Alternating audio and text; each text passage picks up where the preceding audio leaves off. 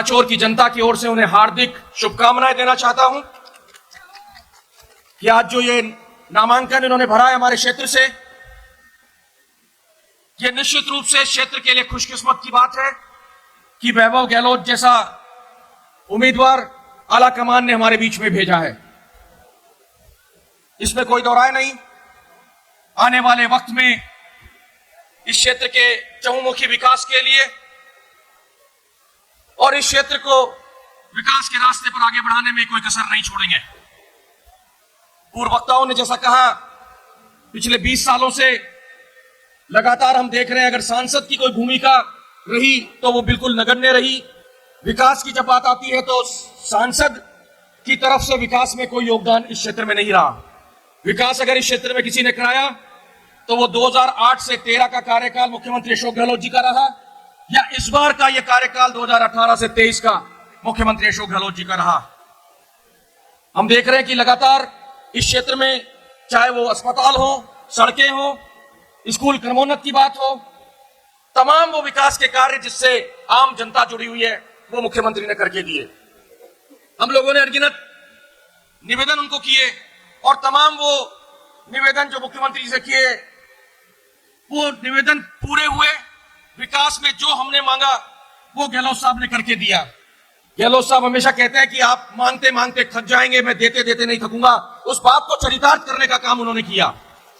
अनगिनत फैसले हुए, चाहे वो आईटीआई हो, मेडिकल कॉलेज हो, हमारे क्षेत्र के अंदर जिला परिवहन कार्यालय आबू रोड में अलग से खोला उन्होंने, रेलवे ओवरब्रिज बने। यहां उस क्षेत्र के जो लोग हैं वो भली भांति जानते हैं कि आबू रोड से जब रेवदर की तरफ जाते हैं तो झाबुआ और वो नदी आ जाती है बीच में, पूरा जनजीवन अस्त व्यस्त हो जाता था। उसके लिए पुल निर्माण की स्वीकृति दी, वो पुलिया बनकर के तैयार हो गया। ये सामने से तो हट जाओ यार, एकदम सामने आ गया तो यार। ऐसे विकास के काम किए जो लंबे समय से लंबित थे। हमारा क्षेत्र कृषि आधारित क्षेत्र है, किसानों का क्षेत्र है, कृषि उपज मंडी नहीं थी। रेवदर में तो पिछले 20 साल से मांग थी, वो मांग पूर्ण करने का काम मुख्यमंत्री अशोक गहलोत जी ने किया। अभी हाल ही में आपके जालोर नगर परिषद के सभागार के लिए, नगर परिषद के भवन के लिए, उसकी चारदीवारी के लिए पुखराज पाराशर जी ने मुझसे कहा था कि कुछ सांसद निधि का पैसा हमें मिलना चाहिए। 32 लाख रुपए तुरंत मैंने सैंक्शन किए मेरे सांसद निधि से उस कार्य के लिए। हम लोगों ने कोई कसर नहीं छोड़ी। जब सदन में बात आती है यहाँ के विकास के कार्यों की आवाज उठाने की, तो हम लोगों ने हर वो काम पूरा करवाने के लिए आवाज उठाने की बात करी। जब बात सदन में हम लोग भेजते हैं किसी को, चाहे विधानसभा में चाहे संसद में, हमारे नुमाइंदे को वहां भेजा जाता है, वो नुमाइंदगी करेगा विधायक के रूप में, संसद के रूप में। लेकिन हमारे विकास की, हमारे क्षेत्र की आवाज ही नहीं उठेगी सदन में, तो विकास कैसे होगा आप खुद समझ सकते हैं।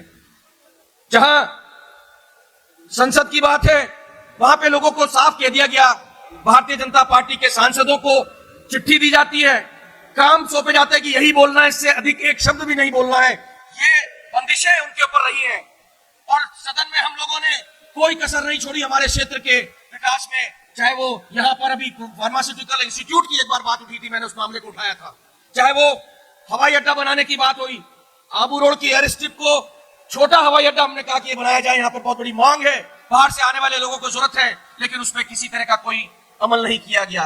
मैं एक बात कहना चाहता हूं, यहां पर जब बात आती है सदन में आपके क्षेत्र की आवाज उठाने की, तो मैं अकेला अपनी बात की बात उठाता हूं।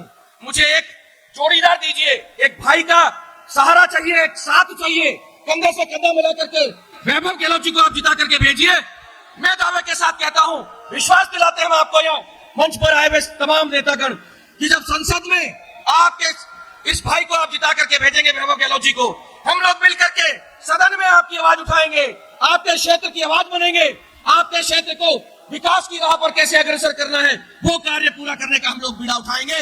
आपके क्षेत्र में विकास की नई धारा बहेगी और स्वर्णिम अक्षरों के अंदर लिखा जाएगा कि आपने एक संसद को चुना है, एक ऐसा सांसद दिया है जिसने आपका ध्यान रखा।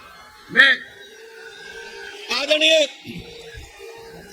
आदरणीय पूर्व मुख्यमंत्री जी गहलोत साहब हमारे बीच में हैं। आदरणीय गहलोत साहब का यहां इस मंच पर हार्दिक स्वागत करना चाहूंगा।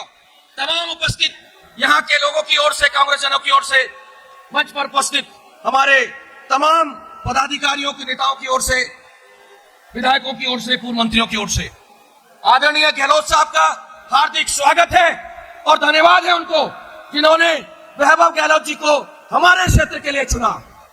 मैं धन्यवाद देना चाहूंगा यहाँ पर उपस्थित सभी लोगों की ओर से, जालोर, सिरोही और सांचौर के लोग यहाँ जो बैठे हैं, धन्यवाद है गहलोत साहब को कि उन्होंने वैभव जी को हमारे बीच में भेजा है। मैं ऐसे मौके पर जहां अशोक गहलोत साहब हमारे बीच में हैं, उनका अभिनंदन करते हुए मैं धन्यवाद देना चाहूंगा यहाँ बैठी आवाम की ओर से कि आपने हमारे क्षेत्र को चुना, वैभव गहलोत जी को यहाँ उम्मीदवार बना करके।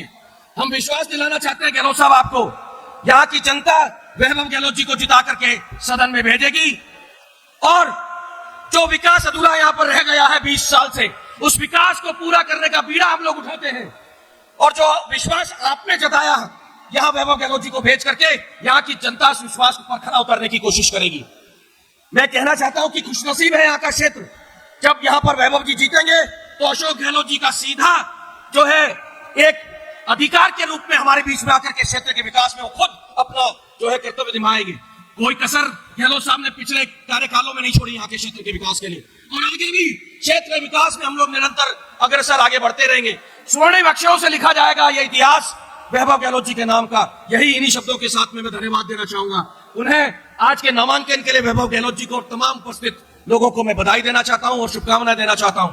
26 तारीख को हाथ के निशान पर वोट देकर के वैभव गहलोत जी को जिता करके सदन में भेजो, ताकि आने वाले वक्त के अंदर एक कड़ी बन सके, विकास का रास्ता साफ हो सके और जालोर, सिरोही जो पिछड़ा हुआ क्षेत्र माना जाता है वो अग्रसर हो विकास की दृष्टि से। बहुत बहुत धन्यवाद। जय हिंद।